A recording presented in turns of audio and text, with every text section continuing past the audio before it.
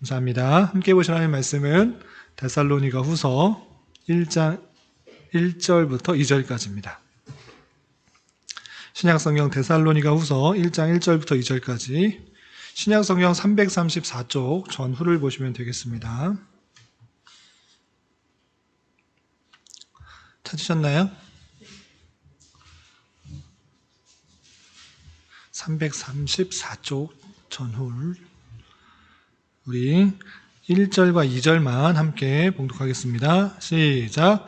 바울과 실로아노와 디모데는 하나님 우리 아버지와 주 예수 그리스도 안에 있는 데살로니가인의 교회에 편지하노니 하나님 아버지와 주 예수 그리스도로부터 은혜와 평강이 너에게 있을지어다. 아멘. 잘 오셨습니다. 우리가 이 시간이 정말 귀중한 시간으로 알았으면 좋겠습니다. 어느 다른 사람보다 여러분들이 더 은혜를 받은 자다.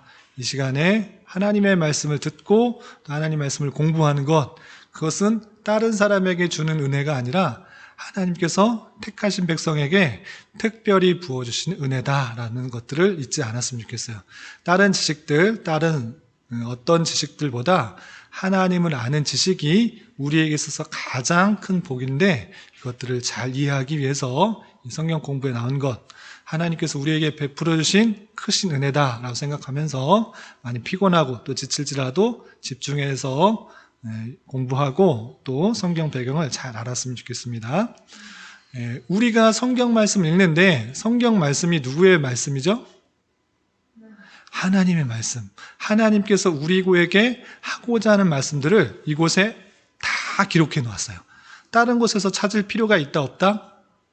없어요. 성경을 통해서 우리에게 하시고자 하는 말씀들을 충분하고도 분명하고도 확실하게 다 기록했기 때문에 우리는 이 말씀을 통해서 하나님께서 원하시는 뜻을 잘 알아야 돼요. 그런데 이 성경을 너무나 현실과 별개로 생각할 때가 종종 있어요.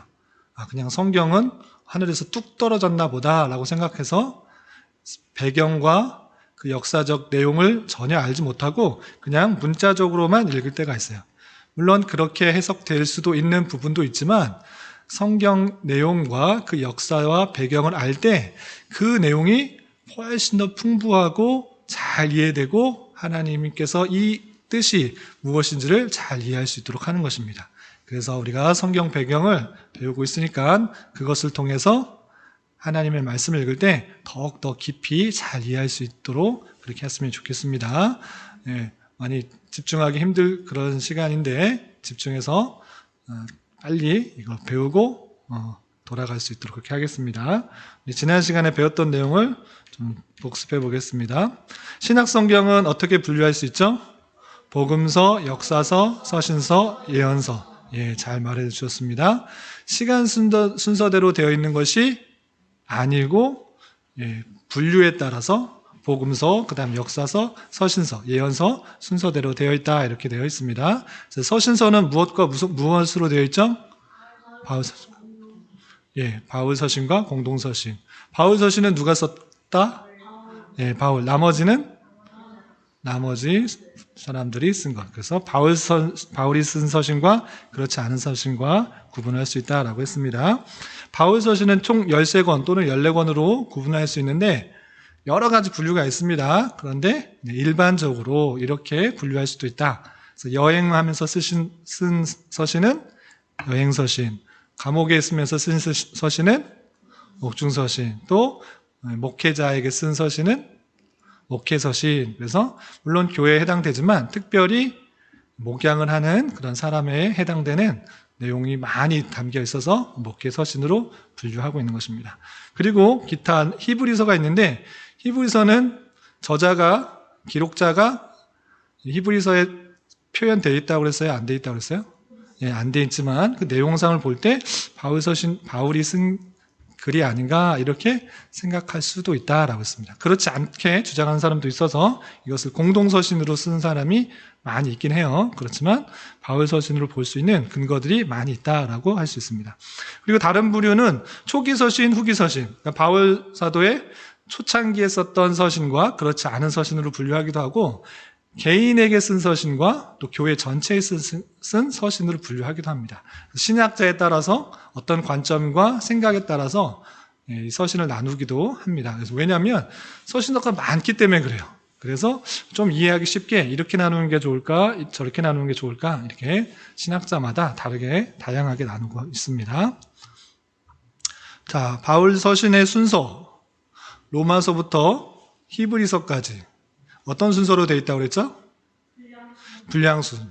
기록한 순이 아닙니다. 분량순으로 차곡차곡 두꺼운 것부터 기록했다고 그랬습니다. 근데 히브리서는 13장까지 길게 되어 있지만 공동서신의 맨 앞부분에 이렇게 표현되어 있기 때문에 바울 서신의 맨 끝으로 생각하시면 되겠습니다. 자, 그래서 바울 서신이 기록된 순서를 대략적으로 보면 2차 선교 여행 중에 고린도에 머물면서 쓴 글이 데살로니가전서, 데살로니가후서, 갈라디아서, 또 3차 전도 여행 중에서 고린도 전후서, 로마서, 또 로마에 구금되어서 쓴 편지가 에베소서, 빌립보서, 골로새서, 물레몬서, 옥중서신, 그리고 성경의 감옥에 갇힌 것만 나오고 풀려났다는 이야기는 없지만 그때를 디모데전서, 디도서와 로마에 다시 투옥되어서 죽기 얼마 남지 않고 쓴 마지막 서신이 디모데후서로 생각할 수 있는 것입니다. 그래서 지도 이제 지겹도록 많이 봤죠. 그래서 다시 설명하지 않고 그냥 그 화살표만 보세요. 화살표만 쭉 보고 쭉쭉 지나가겠습니다. 예루살렘에서 안디옥에서 2명의 사도가 파송받아서 살라미로, 또 바보로, 또 버가로, 또 안디옥으로, 안디옥에서 이고니온으로, 이고니에서 루스드라와 더베로 다시 되돌아와서 버가에서 이탈리아에서 다시 안디옥으로 돌아온 게 1차 전도 여행이었어요. 봤던 거 기억나시죠? 4주, 5주 했기 때문에 이제 이름은 못 외우더라도 어느 모양으로 가는지 대충 알 것 같습니다. 자, 2차 전도여행. 2차 전도여행 때 또다시 안디옥에서 출발을 했습니다. 안디옥에 출발해서 바울과 실라는 육로를 따라서 위쪽으로, 또 바나바, 마가, 요한은 섬으로 갔습니다. 그래서 다소로 지나 더베로 지나 루스드라, 안디옥, 또 드로아, 네아폴리로 가서 마게도니아 지역으로 갔습니다. 마게도니아 첫 성인 빌립보로 갔고, 또 암비볼리, 아볼로니아, 데살로니가, 이때 데살로니가 나옵니다. 데살로니가가 어디 있는지 알겠죠? 아시아에 있어요? 유럽에 있어요? 유럽 쪽. 마게도니아라는 그런 지역 중에 하나인 것입니다. 데살로니가의 성도들과 복음을 전하면서 많이 전했지만 계속적으로는 핍박 때문에 다시 베레아로 나왔습니다. 근데 베레아는 데살로니가 사람보다 훨씬 더 너그러웠다, 이런 표현이 있고요. 베레아에 그렇지만 데살로니가에서 쫓아온 사람 때문에 피해서 아덴으로 갔다가 드디어 고린도에 이르게 됩니다. 이 고린도에서 몇 년을 머물렀다고요? 네? 16년? 1년 6개월, 1년 반 동안 머물면서 복음을 전했습니다. 그때에 누가 다시 돌아왔죠? 베레아에 있던 실라와 디모데가 합류하여서 지금 베레아 사람, 또 데살로니가 사람이 어떻게 지내는지를 잘 알려주었습니다. 그런데 데살로니가 사람이 평안히 잘 있었다고 그랬어요? 못 있었다고 그랬어요? 창을 잊지 못해서 빨리 급히 이 바울 사도는 데살로니가 사람에게 편지를 써서 안정을 시키고자 한 것이 데살로니가 전서였다라고 했습니다. 그래서 데살로니가 전서 목적은 성도들을 격려하고 올바른 신앙의 길을 가르쳐주며 재림과 부활 신앙을 가르쳐서 극단적인 종말론에 미혹되지 않도록 데살로니가 성도들에게 쓴 첫 번째 편지가 뭐다? 데살로니가 전서다라고 했습니다. 몇 가지 겉면만 보겠습니다. 하나님의 뜻을 알려줬습니다. 하나님의 뜻은 무엇이다? 너희의 거룩함이다 라고 했고요. 두 번째, 형제 사랑에 대해서는 내가 자세하게 쓰겠다라고 했을까요? 자세하게 쓸 것이 없다라고 했을까요? 왜요? 왜 자세하게 쓸 것이 없다고 했을까요? 가르쳤고 너희가 정말 잘하고 있다. 형제들 잘 사랑하고 있다. 믿음의 본을 잘 보고 있다. 그러면서 더 이상 가르칠 것이 없다 이렇게 말했습니다. 더욱 그렇게 형제를 사랑하라 라고 했습니다. 그런데 자는 자들에 대해서는 알아야 된다고 그랬어요? 몰라도 된다고 그랬어요? 자는 자는 어떤 자를 뜻한다고 그랬죠? 네, 죽은 자들에 대해서 어떻게 생각해야 되는지를 잘 알려줬어요. 그럼 우리가 다시 한번 표현해서 죽은 사람들은 곧바로 어떻게 되는 거죠? 천국이나 지옥으로 바로 가는 거예요. 쉬워. 그러면 죽은 사람이 우리 흔히들 한국적인 미신에 어떤 것이 있어요? 처녀 귀신이 있고 총각 귀신이 있고 죽은 사람이 염라대왕도 있고 이쪽에 구천을 죽었는데 억울하게 죽으면 뭐 어딜 가지 못하고 이 세상을 떠돌아다니는 사람이 있다고 생각을 하죠. 그 사람을 귀신이라고 하는데 그런 사람이 있어요? 없어요? 그런 사람은 없는 거예요. 귀신은 있는데 귀신이 죽은 사람이 귀신이 아니에요. 자, 잘 이해해야 됩니다. 요거 잘 정리하고 넘어갑시다. 죽은 사람이 귀신이 되는 걸까요? 아닐까요? 아니에요. 귀신은 악한 영을 귀신이라고 그래요. 하나님이 창조하신 것 중에 사람이 있고 영적인 존재로서 천사가 있죠. 그 천사가 타락해서 마귀 사탄과 그를 따르는 악한 영들이 있어요. 그 악한 영들을 유령, 서양에서는 유령, 우리나라에서는 귀신이라고 표현한 거예요. 그래서 죽어서 귀신이 되는 거예요? 아니에요? 아니에요. 그 영은 창조 때부터 지금까지 계속 죽지 않고 살았기 때문에 우리의 모든 것들을 알아요, 몰라요? 알아요. 그렇기 때문에 이 죽었던 사람이 어떻게 살았는지를 다 알고 있는 지식이 있어요. 그래서 이 사람이 천국에 갔거나 지옥에 갔는데 마치 그 사람이 흔한 말로 구천을 떠도는 것처럼 말을 하는 거예요. 다 알고 있기 때문에 이 사람이 어떻게 행했는지 다 알았기 때문에 또 어떻게 말투를 하는지 알까요, 모를까요? 알기 때문에 귀신 들린 사람 또는 점 보는 사람 그런 사람에게 접신을 해서 흉내를 낼 수가 충분히 있어요. 네, 그런 사람을 보고 우리는 죽었던 그 사람이 처녀 귀신이 또는 총각 귀신이 죽었던 사람이 거기 들어갔다라고 생각하는데 그 영이 들어간 거예요? 아니에요? 아니에요. 악한 영이 우리를 속이기 위해서 그렇게 흉내내고 있는 것일 뿐이에요. 아시겠죠? 그러면 죽었던 사람이 천국 또는 지옥 가면 그냥 그것이 끝일까요? 아니고 주님께서 재림하실 때 어떻게 한다? 어떻게 된다?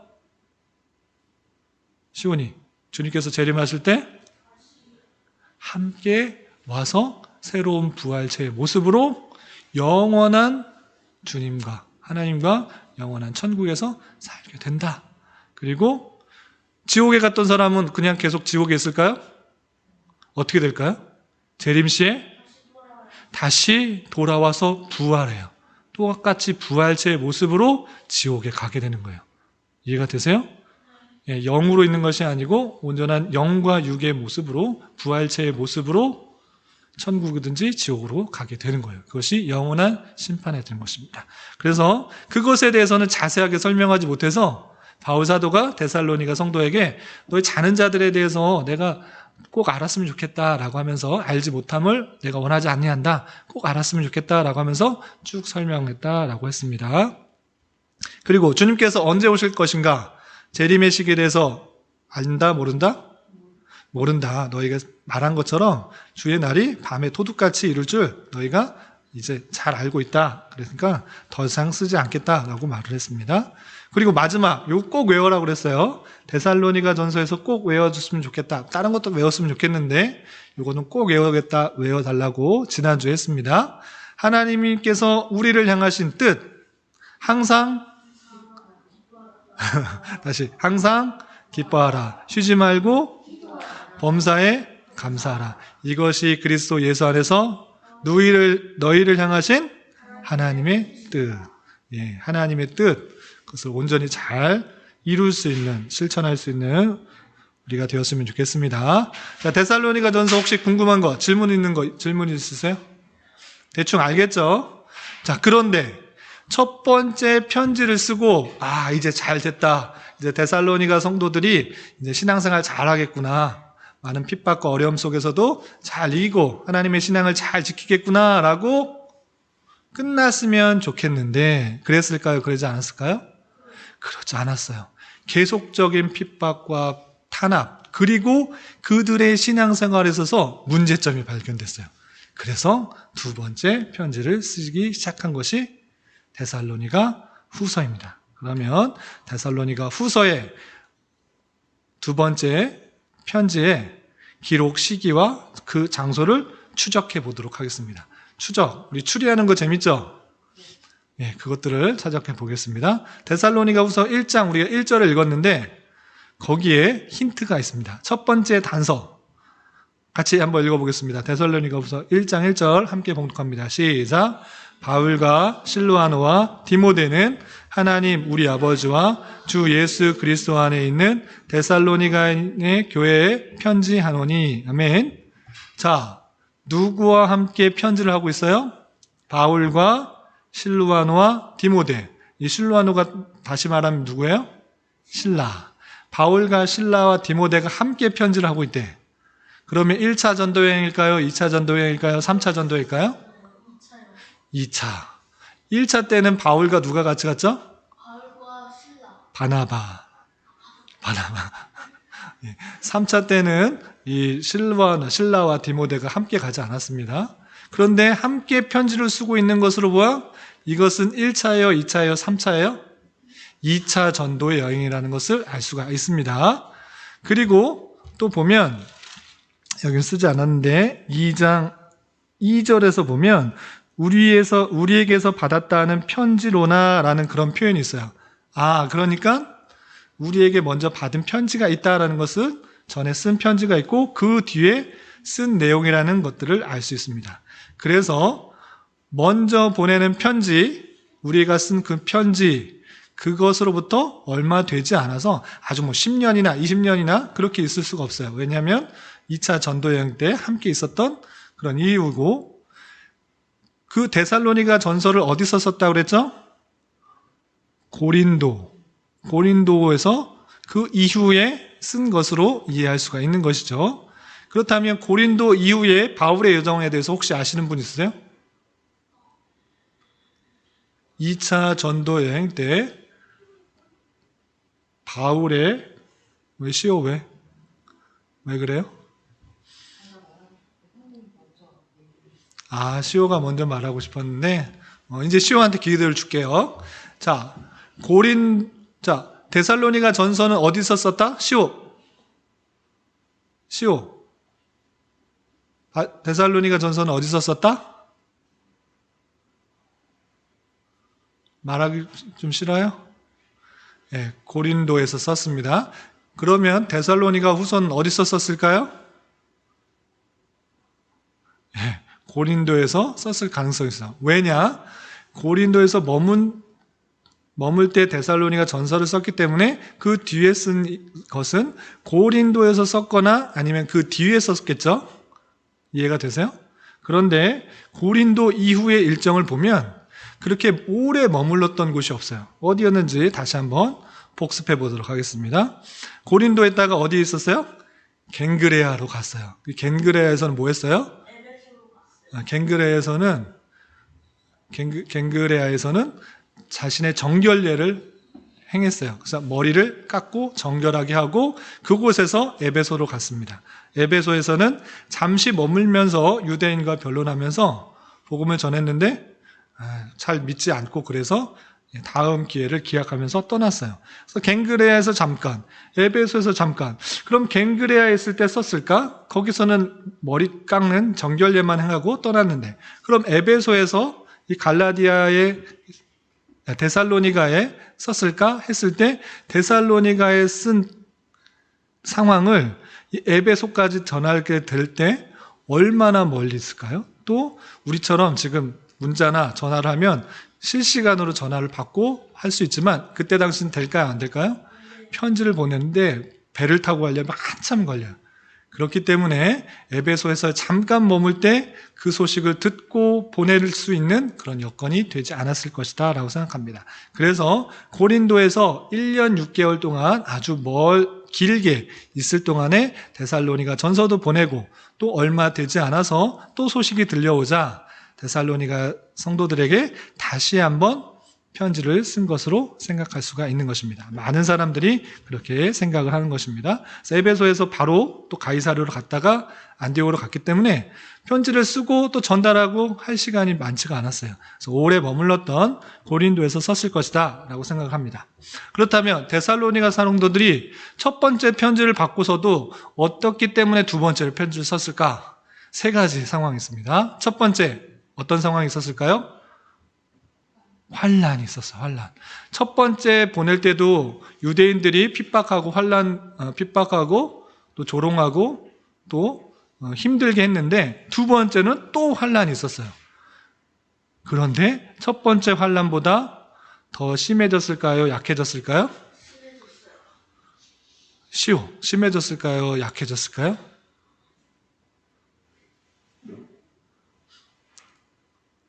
심해졌어요. 우리 데살로니가 후서 1장 4절 우리 시오가 한번 크게 한번 읽어보겠습니다. 시작. 그러므로 1장 4절 그러므로 너희가 견디고 있는 박해와 환난 중에서 이와 믿음으로 말미암아 하나님의 여러 교회에서 우리가 친히 자랑하노라. 아멘. 예, 지금 너희가 견디고 있는 어떤 것 모든 박해 그리고 환난 중 너희들이 지금 어떻게 하고 있다고요? 박해와 환난 중에 있대요. 그런데 데살로니가 전서 첫 번째 편지에는 어떻게 표현됐냐면 데살로니가 전서 1장 6절에 보면 많은 환난 이런 표현이 있어요. 많은 환난과 모든 박해와 환난 어떤 게 더 큰 것 같아요? 뒤에 게 더 큰 것 같죠. 모든 박해 환난 많은 환난보다 더 환난이 있었던 거예요. 너희 박해를 받고 환난을 받아도 잘 견뎌라 이렇게 말은 했는데 그럼에도 불구하고 또 계속적으로 박해와 또 환난이 생긴 거예요. 그래서 이 편지를 다시 한번 쓰게 됐던 것입니다. 이런 환난의 상황만 있었느냐? 그것이 아니고 두 번째 상황이 있었습니다. 두 번째 상황은 무슨 상황이었을까요? 이단의 상황이 있었습니다. 데살로니가 후서 2장 2절만 함께 봉독하겠습니다. 시작. 영으로나 또는 말로나 또는 우리에게서 받았다는 편지로나 주의 날이 이르렀다고 해서 쉽게 마음이 흔들리거나 두려워하거나 하지 말아야 한다는 것이라. 아멘. 어떤 이단이 있었냐면 주의 날이 이르렀다. 주님께서 이미 오셨다라고 말하는 이단이 있었어요. 주님께서 재림한다고 그랬었는데 그 주님께서 오셨다. 주의 날이 벌써 이르렀다. 이렇게 말하고 돌아다니는 사람이 생긴 거예요. 그런 이단이 있어서 그런 사람들이 있을 때 그 사람들 믿으라고 그랬어요? 믿지 말라고 그랬어요? 믿지 말라고. 마음 흔들리거나 두려워하지 말라. 그 사람 잘못된 것이다. 재림에 대해서 잘못 선포하면서 돌아다니는 사람들 믿지 말고 마음을 굳건히 하라. 이렇게 했던 것입니다. 그래서 이단이 찾아온 상황이 있었기 때문에 편지를 다시 쓰게 된 것입니다. 자, 세 번째 마지막 상황. 어떤 사람이 있었을까요? 나태한 사람. 나태가 무슨 뜻인지 알아요? 시오? 괄호에 있는데 여기 괄호. 게으른 사람. 게으른 사람이 있어서 하나님을 믿는 사람인데 예수님을 믿는 사람인데 일하지 않고 그냥 주님께서 이제 오시겠지. 주님께서 오실 날이 별일 남지 않았다. 그리고 남들이 일하는 거 그냥 얻어먹고 우리 형제 자매니까 네가 벌은 거 우리 함께 나눠 쓰자. 이런 사람이 생겼습니다. 어떤 사람이 구체적으로 있었는지 데살로니가 3장 6절 먼저 읽어보겠습니다. 시작. 형제들아 우리 주 예수 그리스도의 이름으로 너희를 명하노니 게으르게 행하고 우리에게서 받은 전통대로 행하지 아니하는 모든 형제에게서 떠나라. 이런 표현이 있고요. 또 3장 11절에 우리 시온이가 한번 읽어보겠습니다. 시작. 우리가 들은즉 너희 가운데 게으르게 행하여 도무지 일하지 아니하고 일을 만들기만 하는 자들이 있다 하니 이런 자들에서 떠나라. 이런 표현이 또 나오게 됩니다. 어떤 사람이 있어요? 성도들 안에 게으른 사람, 나태한 사람이 있어요. 하나님이 믿는 사람은 게으르면 돼요? 안 돼요?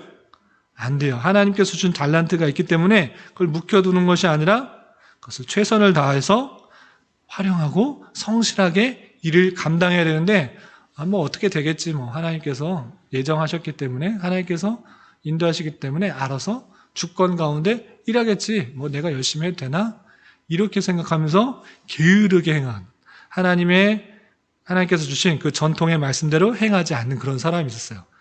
그런 사람들은 이 일을 만들기만 하고 어렵게만 하는 사람이다. 이런 사람들에게서 떠나라. 그런 사람들은 먹지도 못하게 하라. 이렇게 하는 것입니다. 그래서 성도 데살로니가 교회에 그런 세 가지 상황, 핍박과 환난, 그리고 두 번째 이단, 그리고 세 번째 나태, 게으름 사람들이 있을 때, 이거 그냥 놔둬서는 안 되겠다 생각하고 바울 사도가 다시 한번 두 번째 편지를 쓰게 된 것입니다. 그것이 무엇이다? 데살로니가 후서이다라는 것입니다. 그렇다면 사도 바울은 어떤 상황인가? 고린도 교회에 있을 때, 이 편지를 쓸 때 어떤 상황인가? 그 내용도 데살로니가 후서에 잠깐 나타나 있습니다. 데살로니가 3장 1절부터 2절 함께 다 같이 크게 읽어보겠습니다. 시작. 끝으로 형제들아, 너희는 우리를 위하여 기도하기를 주의 말씀이 너희 가운데서 퍼져나가 영광스럽게 되고 또한 우리를 부당하고 악한 사람들에게서 건지시옵소서 하라. 믿음은 모든 사람의 것이 아니니라. 아멘. 끝으로 마지막으로 당부하는 글에서 자기의 형편을 알 수 있는, 바울 사도의 형편을 알 수 있는 그런 단서가 있습니다. 어떤 단서가 있어요? 우리를 부당하고 악한 사람들에게서 건지시옵소서라고 기도해달라고 하고 있어요. 기도를 요청하고 있는 거예요. 그럼 바울 사도가 지금 어떤 형편에 있는 거예요? 부당하고 악한 사람들에게 많은 핍박과 고난을 받고 있는 형편인 것을 알고 있습니다. 그래서 데살로니가 성도들에게 우리를 위하여 기도해 주라. 그리고 기도할 때 우리를 부당한 사람에서 건져 살라. 이렇게 기도를 좀 해줘라. 이렇게 기도를 부탁하고 있는 것을 볼 수 있습니다. 사도 바울도 고린도에 있지만 그 형편이 평안하고 안락했어요? 그렇지 않았어요? 그렇지 않고 부당하고 악한 사람들, 유대인들로부터 많은 핍박을 받고 있는 형편인 것을 알 수 있습니다. 그러면 데살로니가 교회를 향한 사도 바울의 권면은 무엇인가? 네 가지만 알아보겠습니다. 몇 가지? 네 가지 너무 많아요? 세 가지만 할까요? 두 가지만 할까요? 네 가지 할까요? 네 가지 빨리 하고 갑시다. 네. 첫 번째, 데살로니가 교회를 향한 첫 번째 권면, 데살로니가후서 1장 5절 한번 읽어보겠습니다. 시작. 이는 하나님의 공의로운 심판의 표요 너희로 하여금 하나님의 나라에 합당한 자로 여김을 받게 하려 함이니 그 나라를 위하여 너희가 또한 고단을 받느니라. 아멘. 이 세상은 아쉽게도 불의가 판치고 있는 세상이에요. 하나님이 다스리고 계시지만, 하나님께서 전체를 통치하고 계시지만 그 불의가 여전히 존재한다? 존재하지 않는다? 존재하기 때문에 하나님을 잘 믿는 사람은 어쩔 수 없이 그 불의함으로 인하여서 고난을 받게 된다? 받지 않게 된다? 고난을 받게 되는 것이 당연하다라고 하고 있어요. 고난을 받지 않는다. 나는 하나님을 믿는데도 고난을 받지 않고 있다라고 하면 어쩌면 세상에 편승하며 세상의 가치관에 따라가고 있지는 않은지 되돌아봐야 돼요. 여기서 고난은 물론 육체적으로 받는 고난일 수도 있지만 우리가 겪게 되는 손해, 우리가 가질 수 있는, 누릴 수 있는 것들에 대한 손해일 수 있어요. 하나님을 믿고 또 바르게 생활하면 세상 사람들과 다르기 때문에 불의를 하면서, 올바르게 행하지 않으면서 많이 취할 수 있는 그런 이득들을 우리에게서부터 다 빼앗아갈 수도 있어요. 그렇지만 하나님을 믿는 사람은 그것을 참고 견디고 더욱더 그 세상을 따르는 것이 아니라 세상을 등지면서 또 세상을 거스르면서 하나님의 말씀대로 따르는 것입니다. 그것이 믿는 자에게 있어서 고난일 수 있고 손해일 수 있습니다. 그렇게 살아가는 것이 마땅하다. 하나님의 나라를 위하여 너희가 고난받는 것이 마땅하다라는 사실들을 잘 기억해야 될 것입니다. 그렇게 살라고 권면하고 있습니다. 우리 또한 이 땅에서 살면서 더 풍요롭고 더 넉넉하고 더 많은 것을 가지려 한다면 오히려 하나님의 말씀에 배치된 삶을 살아가기 쉽습니다. 그런 것이 아니라 있거나 없거나 가지거나 못 누리거나 할지라도 하나님의 말씀대로 더 바르게 살아갈 때 힘들고 어렵고 고난받고 또 비웃음이 있을지라도 그렇게 살아가는 것이 마땅한 자세라는 사실들을 잊지 말아야 될 것입니다. 자, 두 번째 권면 데살로니가후서 2장 3절과 4절 함께 봉독합니다. 시작. 누가 어떻게 하여도 너희가 미혹되지 말라. 먼저 배교하는 일이 있고 더 불법의 사람 곧 멸망의 아들이 나타나기 전에는 그날이 이르지 아니하리니 그는 대적하는 자라. 신하고 불리는 모든 것과 숭배함을 받는 것에 대항하여 그 위에 자기를 높이고 하나님의 성전에 앉아 자기를 하나님이라고 내세우느니라. 아멘. 어떻게 해야 된다고요? 너희가 미혹되지 말라. 하나님의 말씀을 잘 붙들고 있어야지 여기서 다른 것, 예수님이 나타났다, 신비한 일이 나타난다, 여기에 기적이 나타난다, 저쪽 교회 가보니까 병든 사람이 낫는데, 어떤 교회 가봤더니 사업이 잘 된대, 어떤 교회 가봤더니 공부하는 사람들이 다 좋은 대학 성적도 잘 받는데, 이런 식으로 많은 것들을 유혹하기도 하고 재림 예수가 나타났다고 하고 자기가 예수다라고 말하는 사람이 많아요. 우리 얼마 전에 뉴스를 통해서 신천지에 대해서 들어봤죠? 신천지도 갖고 있는 것이 무엇일까요? 통일교라고 혹시 들어봤어요? JMS라고 들어봤어요? 여호와의 증인이라고 들어봤어요? 성경에 수많은 이단들이 있는데 다 어떤 것을 갖고 있을까요? 성경을 가지고 자기 마음대로 해석하면서 판단하면서 자기를 따르라, 자기의 교훈을 따르라, 자기의 내용을 따르다. 다른 교회들은 잘못됐고 내 성경의 해석만 맞다라고 주장하는 사람들이 잘못 해석하면서 많은 사람들을 참된 교회에서 빼내가서 이단을 만드는 경우가 너무 많이 있어요. 그런 사람이 신천지에 몇만이 있었다고 혹시 뉴스 들어보셨어요? 10만? 우리 신약 요한계시록 보면 하나님의 택하신 백성이 14만 4천 명이다 라고 표현된 구절이 있는데 그것을 문자 그대로 14만 4천 명이라고 말하면서 사람들을 전도했어요. 그래서 참된 교회에서 14만 4천 명을 다 끌어와서 신천지를 만들었어요. 그런데 전도하는 사람, 전도를 열심히 해야 구원받는다라고 말을 해서 많은 사람들을 끌어왔는데 끌어와 보니까 몇 명이 됐을까요? 몇만 명이 됐을까요? 14만 4천 명이 넘어버렸어. 전도를 너무나 열심히 해서. 그래서 그 사람들에서 정말 시험을 보고 또 활동하는 것 잘하는 사람만 또 합격한다고 말을 바꿔가면서 향하는 모습을 볼 수 있어요. 그러니까 신천지 이단이 벌써 그 교세가 14만 명이 훨씬 더 넘는 그 모습을 볼 수 있었어요. 그 뉴스를 통해서 이번에 코로나로 인해서 신천지의 교세 수가 만천하에 드러난 것을 볼 수 있습니다. 그렇게 한 이단만 해도 14만 명이 훨씬 더 넘는 그런 사람이 참된 교회에서 이탈하는 것을 볼 수 있었습니다. 마찬가지로 우리는 미혹되어야 된다, 되지 말아야 된다? 미혹되지 않으려면 어떻게 해야 될까요? 미혹되지 않으려면 어떻게 해야 될까요? 시오. 예? 잘 믿어야 돼요. 어떤 것을 잘 믿어야 될까요? 하나님 말씀을 잘 믿어야 돼요. 하나님의 말씀을 잘 믿어야 되는데 이 말씀 다 하나님의 말씀이라고 자신들이 외치면서 다녀요. 그래서 이 하나님의 말씀을 역사적으로 잘 해석해 놓은 그런 교리의 내용들, 정통의 내용들 함께 고백해 놓으면서 많은 이단들을 거절하면서 성경의 내용이 이것이다 라고 교훈하는 내용들, 그 교리의 내용을 통해서 성경을 믿어야지 바르게 믿을 수가 있는 것입니다. 아시겠어요? 그래서 우리 주일 오후에 교리 공부 시간이 지금 막혀 있는데 그것들을 잘 하나님께서 은혜 주셔서 교리도 잘 배울 수 있도록 그리고 그 교리의 말씀을 통해서 성경을 잘 해석할 수 있도록 기도를 해야 될 것입니다. 그리고 주님께서 다시 오실 때가 가까이 오면 가까이 올수록 그런 이단과 핍박과 탄압이 많아질까요? 줄어들까요? 시온이한테 한번 말해줬는데 요한계시록 한번 설명해 주었죠.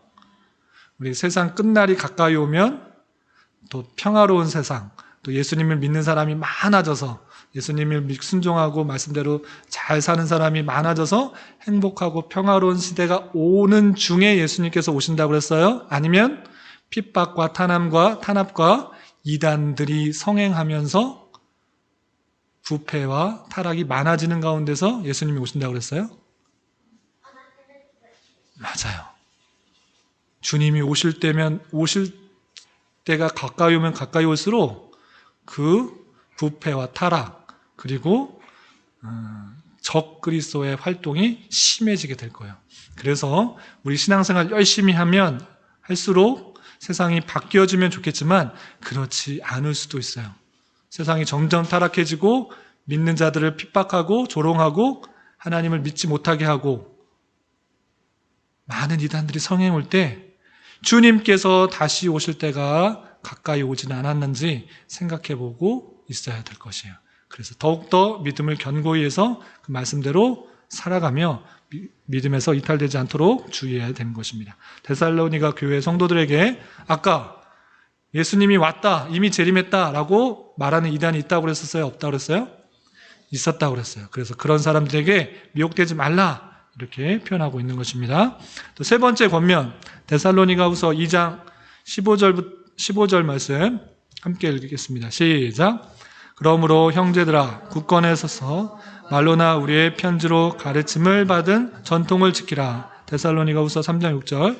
형제들아 우리 주 예수 그리스도의 이름으로 너희를 명하노니 게으르게 행하고 우리에게서 받은 전통대로 행하지 아니하는 모든 형제에게서 떠나라. 아멘. 전통이라는 말이 몇 번 나왔어요? 2번이나 반복하면서 나왔어요. 그 전통이 뭐예요? 바울 사도가 계속적으로 가르쳐온 그런 내용이 있는데 계속적으로 바꾸려고 했던 것이에요. 그래서 아까 말한 것처럼 우리의 전통은 무엇인가 라고 했을 때 성경 말씀만 읽으면 된다라고 하는 것이 아니라 역사적으로 계속적으로 이단들이 나왔을 때 바른 말씀이 무엇인가 정리해 놓은 그런 내용들, 그것이 신앙 고백 또는 교리라고 하는 것입니다. 그것을 통해서 우리 신앙을 굳건하게 서야 됩니다. 그래서 성경 말씀과 교리 내용들을 균형 있게 잘 붙들고 있어야 되는 것입니다. 마지막입니다. 마지막 데살로니가후서 3장 10절부터 12절 함께 크게 읽어보겠습니다. 시작. 우리가 너희와 함께 있을 때에도 너희에게 명하기를 누구든지 일하기 싫어하거든 먹지도 말게 하라 하였더니 우리가 들은즉 너희 가운데 게으르게 행하여 도무지 일하지 아니하고 이를 만들기만 하는 자들이 있다 하니 이런 자들에게 우리가 명하고 주 예수 그리스도 안에서 권하기를 조용히 일하여 자기 양식을 먹으라 하노라. 예, 어떤 사람이 있다고 그랬어요?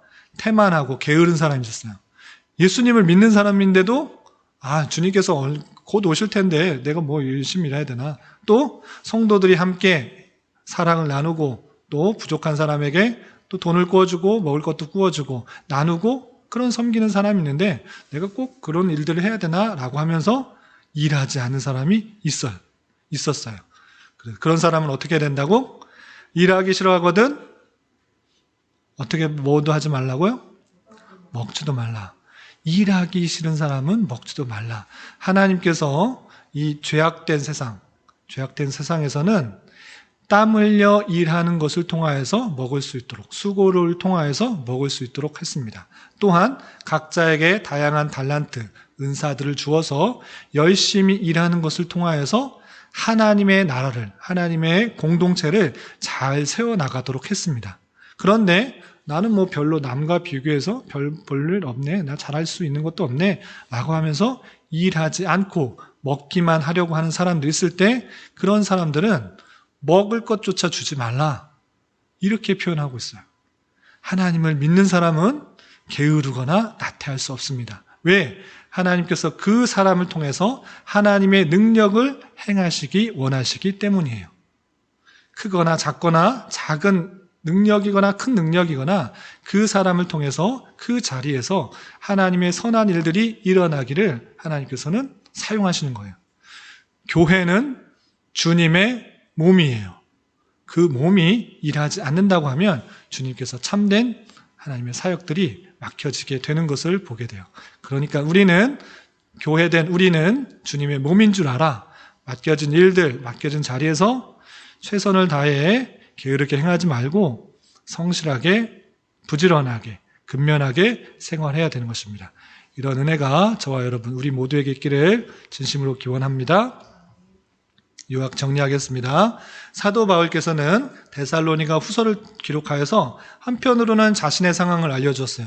자신도 마찬가지로 부당하고 옳지 않은 사람들로부터 공격을 당하고 있다. 그러니까 이 사람 부당한 사람들로부터 건져냄을 받을 수 있도록 기도해달라. 이렇게 기도를 요청할 뿐만 아니라 한편으로는 들었던 교회 상황, 여전히 변화되지 않는 상황, 위험 가운데, 고난 가운데 있는 그런 상황을 보면서 온전히 믿음을 갖고 올바르게 생활하는 것을 통해서 하나님의 나라를 잘 세우고 하나님의 교회를 잘 세울 수 있도록 편지를 썼던 것입니다. 이런 쓴 이후에 이런 소원을 가지고 마지막에 주의 평강이, 하나님의 평강이 데살로니가 교회에 함께하기를 빌면서 이 내용이 마쳐지는 것입니다. 그래서 우리가 데살로니가 전서, 후서 내용을 통해서 그냥 데살로니가 교회에 해당되는 내용으로 끝이는 것이 아니라 오늘날 우리 자신에게도 필요한 말씀이 있는 줄 알아. 각자에게 필요한 말씀, 각자에게 적용한 말씀들을 잘 적용하여서 하나님께서 원하시는 성도의 모습, 또 교회의 모습으로 이끌어 나가야 될 것입니다. 이런 은혜가 저와 여러분, 우리 모두에게 있기를 진심으로 기원합니다. 혹시 데살로니가 전서, 후서에서 궁금한 거 있으세요? 없으시죠? 네, 그러면 다음에는 갈라디아서를 공부하도록 하겠습니다. 기도하겠습니다. 하나님 아버지 감사합니다. 지난 시간과 또 이번 시간에 걸쳐서 데살로니가 전후서에 대해서 살펴보았습니다. 데살로니가 교회에 향한 바울 사도의 간절한 그 마음이 하나님의 마음인 줄 알아. 하나님께서 주시는 말씀을 잘 깨달아서 우리가 이 세상에 살아갈 때 많은 고난과 또 환난과 고통과 비웃음과 조롱이 있을지라도 그것이 마땅히 주님을 따르는 길이요 십자가의 길을 걷는 길이라는 것들을 잘 깨달아 잘 감당하며 나갈 수 있도록 인도하여 주시고 또한 많은 이단과 또 이단 사설로부터 우리가 믿음을 잘 지키고 또 교리의 내용을 통해서 하나님 말씀을 잘 깨닫고 그 말씀대로 잘 하나님의 길을 하나님께서 원하시는 뜻을 잘 분별하며 나갈 수 있도록 하여 주시며 또 우리에게 맡겨주신 여러 가지 일들을 게으름과 나태함으로 지내지 않게 하시고 열심과 성실함으로 또 부지런함으로 잘 행함으로 하나님께 칭찬받을 수 있는 저희 모두 될 수 있도록 인도하여 주시옵소서. 예수님의 이름으로 감사히 기도드리옵나이다. 아멘.